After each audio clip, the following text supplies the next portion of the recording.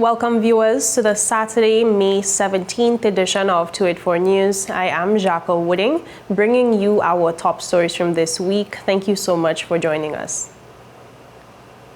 The Royal Virgin Islands Police Force has officially named Trinidad and Tobago national John Small Brent EMMANUEL, also known as Brent Dane Danglade, as a suspect in the death of Nyron Erickson. The identity of one suspect in one of the murders, and I will pause here to explain that yesterday, because of some concern around vigilante justice, potential vigilante justice, we did not overnight name who that person was, as in which murder the person was connected with, I should say.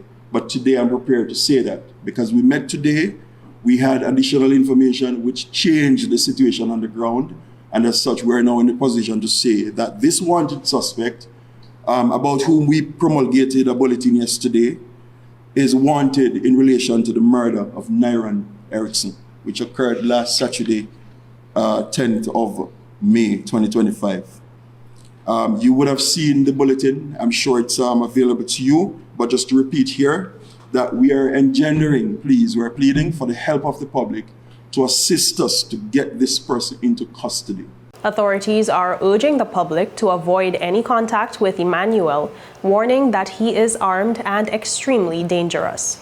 We believe that aside from the fact that he's of interest to the investigation, he poses an ongoing threat to public safety, which affects us standing at this podium, yourselves in the audience, as well as persons listening online. So we want to arrest John EMMANUEL, who prior had another identity, Brent Danglade, and he goes by the street name Small Brent. Meanwhile, Premier the Honorable Dr. Natalia Wheatley has reiterated plans for a national anti-crime summit following a recent fatal shooting that has reignited public concern over gun violence in the Virgin Islands. He spoke during a live broadcast of the Virgin Islands Voice on Wednesday. Plans have begun, in-depth plans have been begun to plan a crime summit, which will bring together various agencies where we will put our heads together.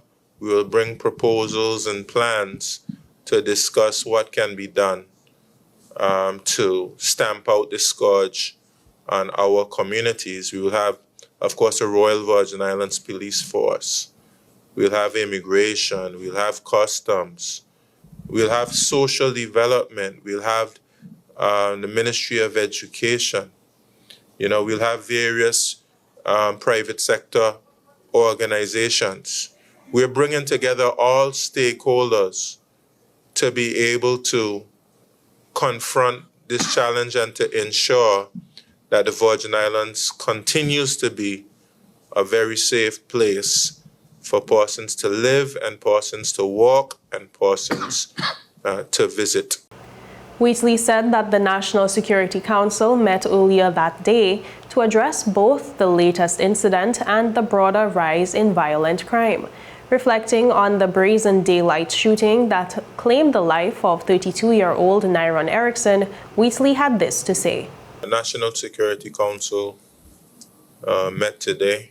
Of course, I received briefings right up until when that incident took place. But National Security convened today where we were able to have the discussions in relation to that event and the broader situation as it pertains to crime.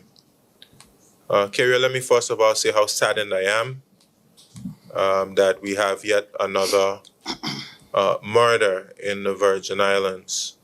And this was right before Mother's Day, where a mother had to mourn the loss of her offspring. The Premier is once again urging the community to lean towards more peaceful resolution when conflict arises. Wheatley noted that while crime rates in the territory are relatively low, one such incident is too many. And I have to make a call to the people of the Virgin Islands to resolve conflict in a peaceful manner, and for us to abandon the use of violence, the use of guns in resolving disputes. Keria, we have by and large a very peaceful society, law-abiding citizens and residents. Last year, I believe we only had maybe 3 or 4 murders, somewhere around there, but 1 murder is one too much. 1 murder is one too much.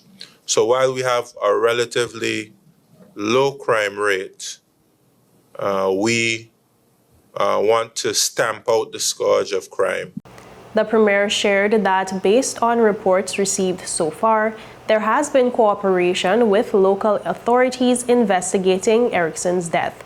He urged any witnesses to come forward. And viewers, with that, we take a quick word from our sponsors. Stay with us, we'll be right back.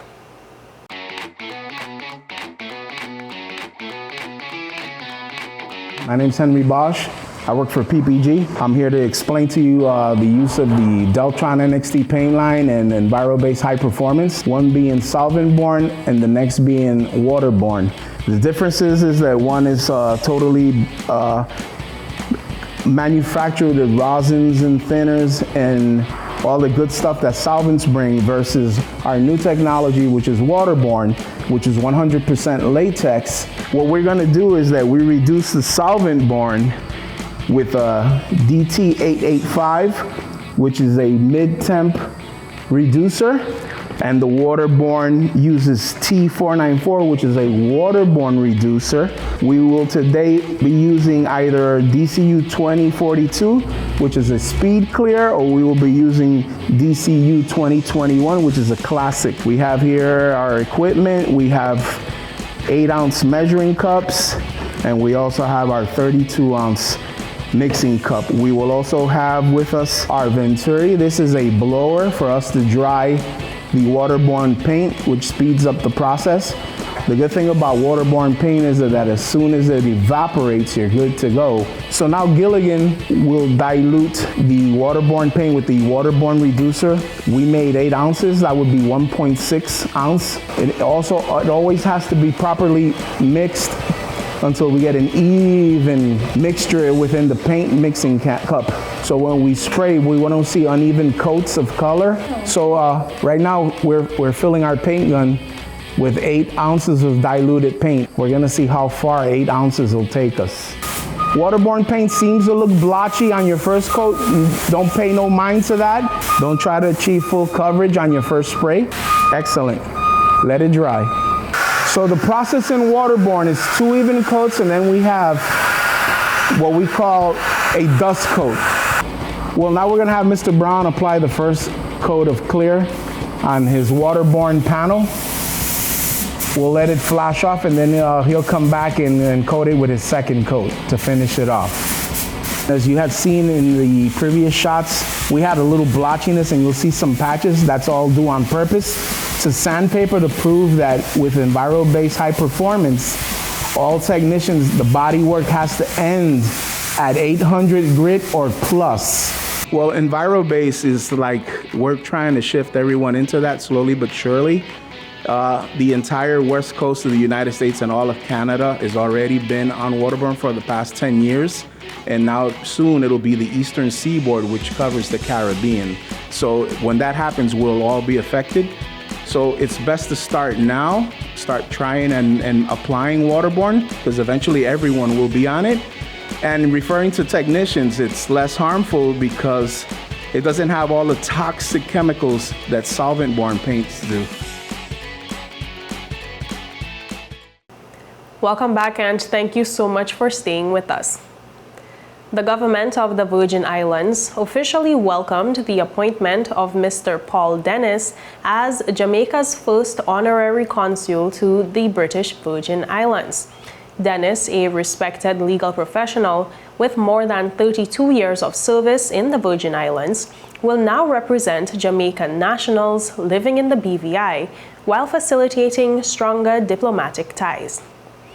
Premier the Honorable Dr. Natalia Wheatley praised the appointment as auspicious and reflective of the shared history and values between the Virgin Islands and Jamaica. I would say, as a former chief minister used to say, that this is a very auspicious occasion. Indeed. This is an occasion that portends great success for the Virgin Islands and our relations with our brothers and sisters in the region. Let me firstly say congratulations to Brother Dennis. Very esteemed King's Council. Correct. Operating here in the Virgin Islands for over 32 years. 32 years, correct. And we could not have asked for someone more capable.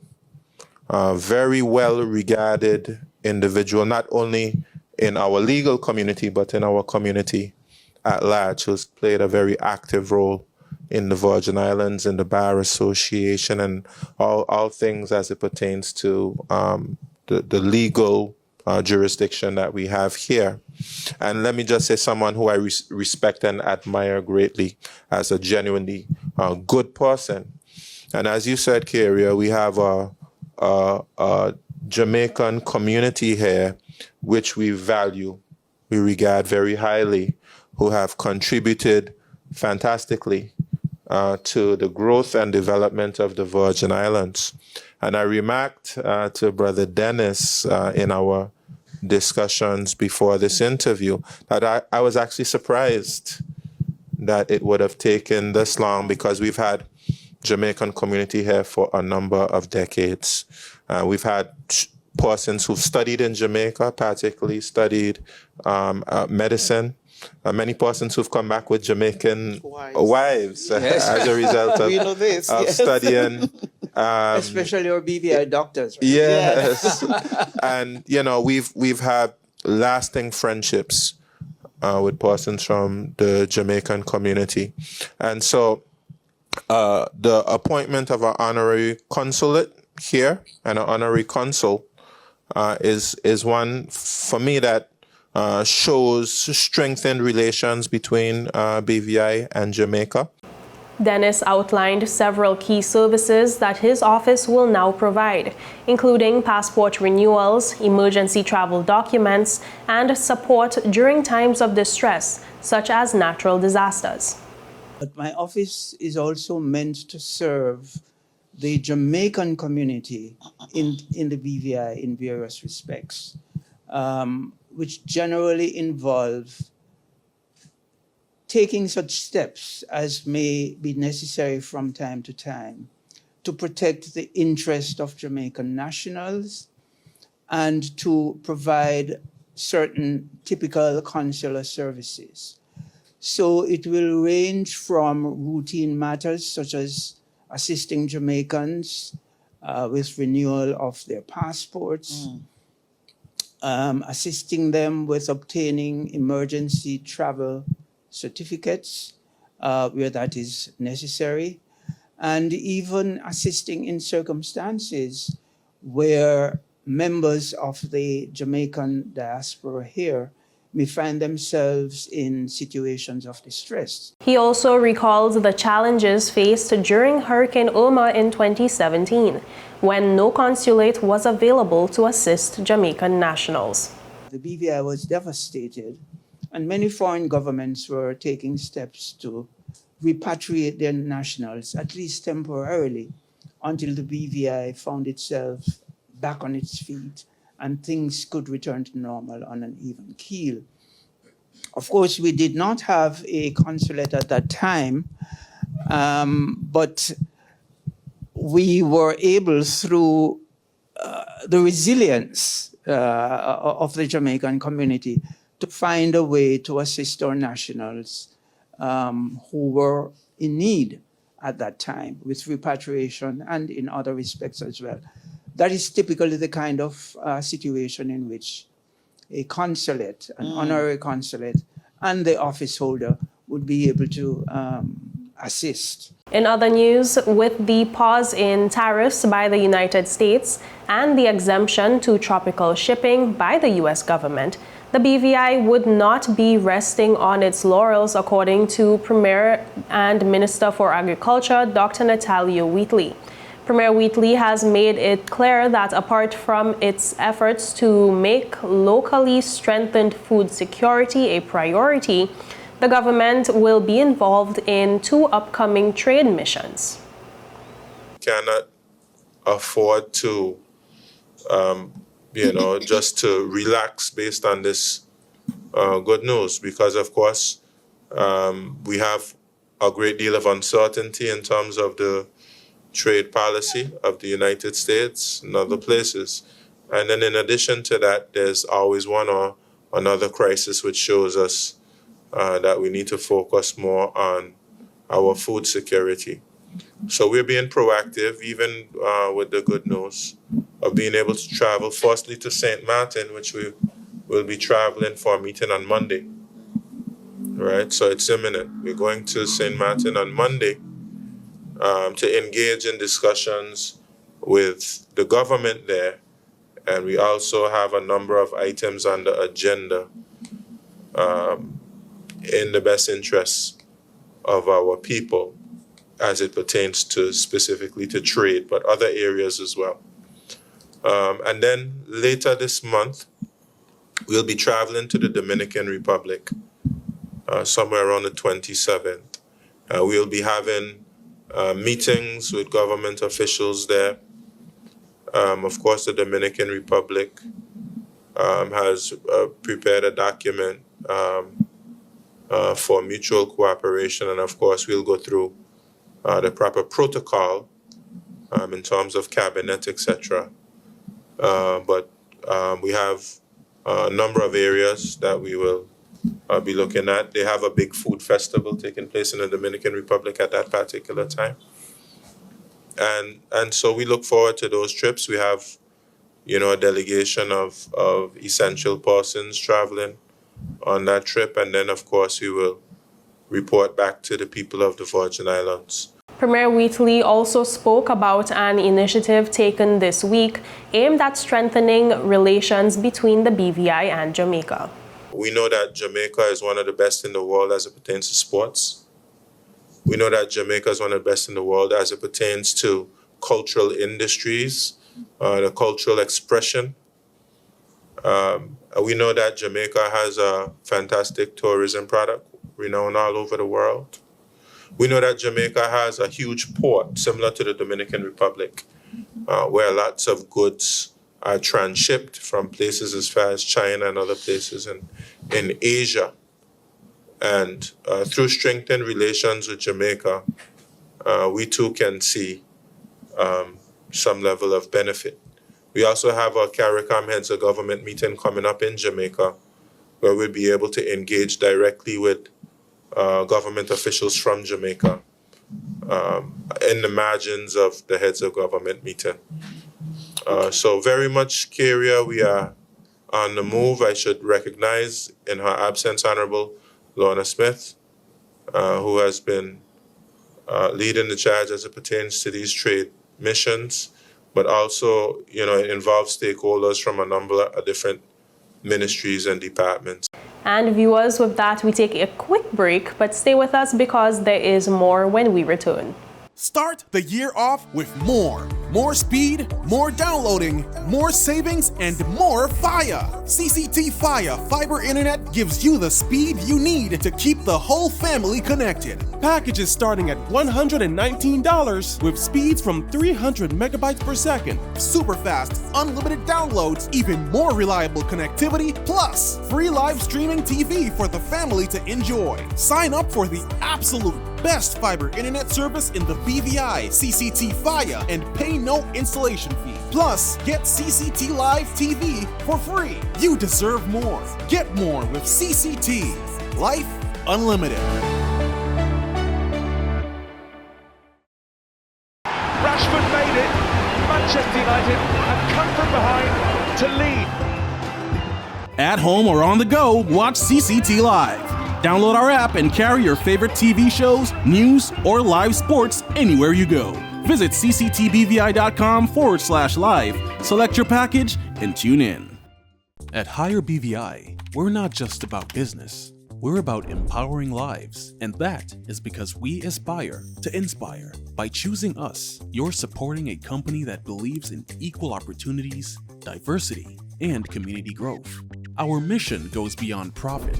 It's about providing HR solutions, fostering talent, and leaving a positive impact. Join us in building a better future, a better BVI.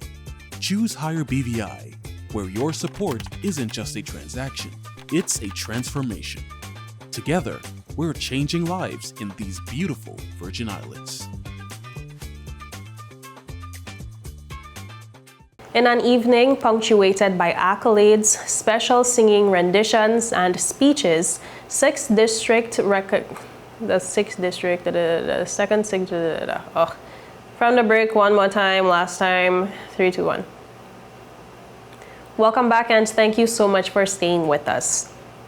It was an evening punctuated by accolades, special singing renditions, and speeches as the 2nd 6th District recognition ceremony took place at the New Testament Church of God International Worship Center in Boggers Bay on Thursday. This recognition and award ceremony is the vision of 6th District Representative and Leader of the Opposition, Honorable Myron Walwyn.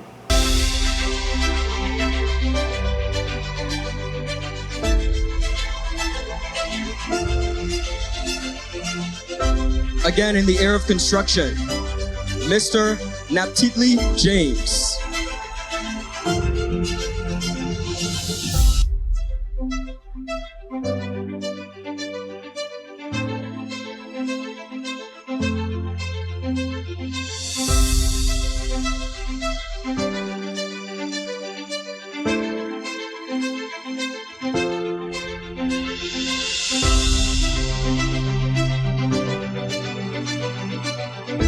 And on to education, Mrs. Valerie Charles Welch.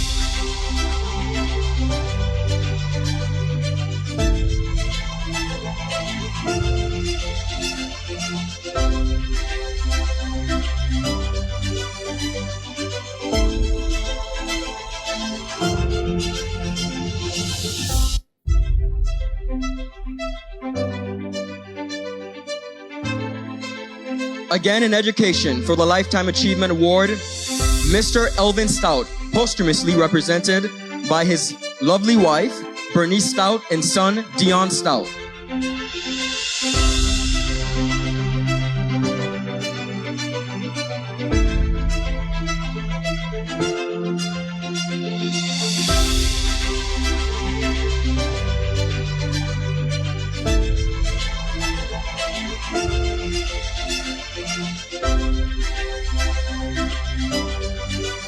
And finally, in giving the honorees response, Valerie Charles Welch, who was one of the persons who received the Lifetime Achievement Award, stated that they feel honored to meet the criteria of being a recipient of this award. It is the result of countless acts of dedication, innovation, sacrifice, and service conducted by citizens from every walk of life.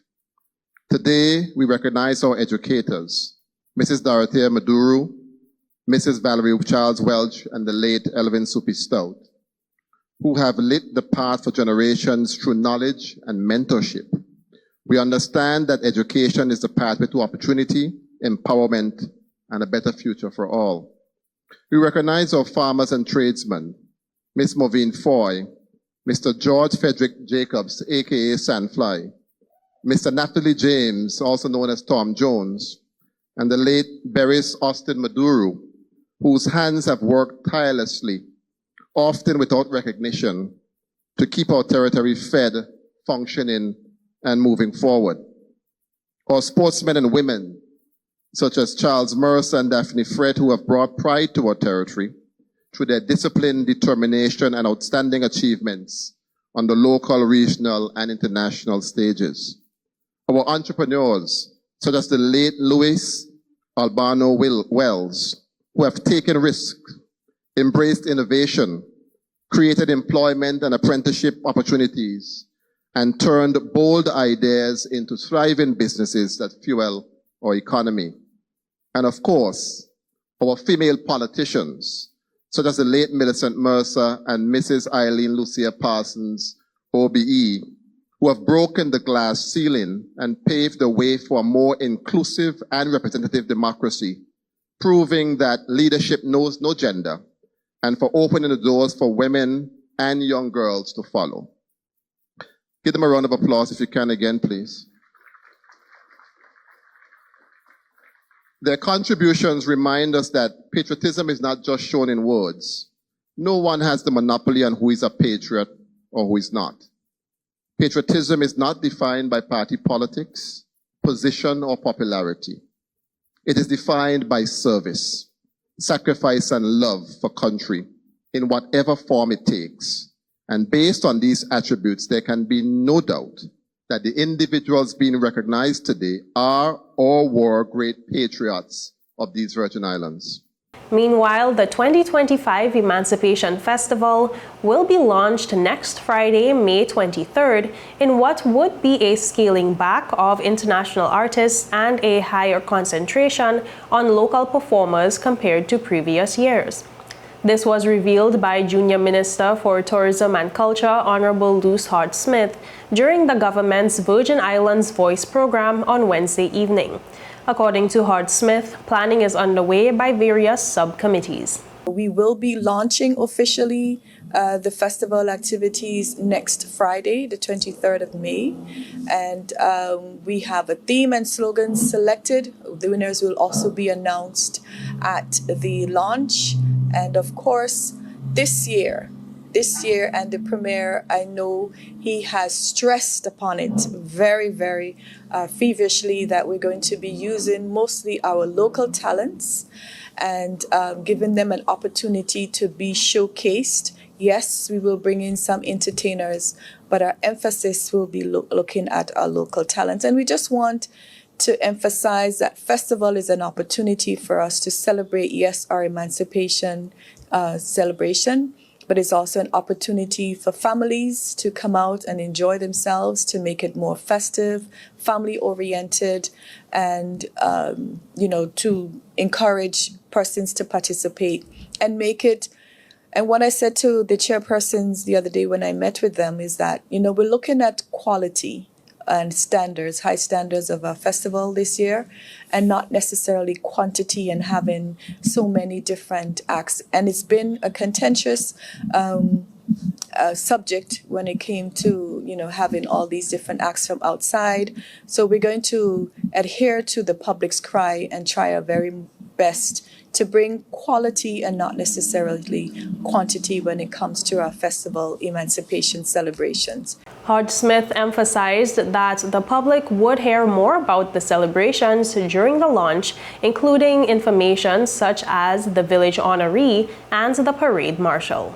I'm also aware that troops are gearing up. They're making their plans. We want to encourage everyone to do their part. Whatever it takes that you need to help us as a government, as a committee, to really put forward a good production this year of our festival celebrations. So the dates, of course, are from July 25th to August 9th. And of course, we start in the Rotown area as always, and then we move on to the Eastern Longlook area and then on to Carrot Bay's community where the festivities will end. So those, in a nutshell, that is what the festival is about, but you will hear more about the activities. We're about to put out the theme and slogan. We're about to put out the agenda.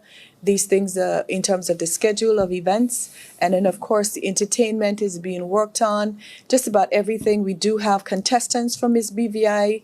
We do have contestants for Prince and Princess. So it's moving along. And you will hear more details as the days go by.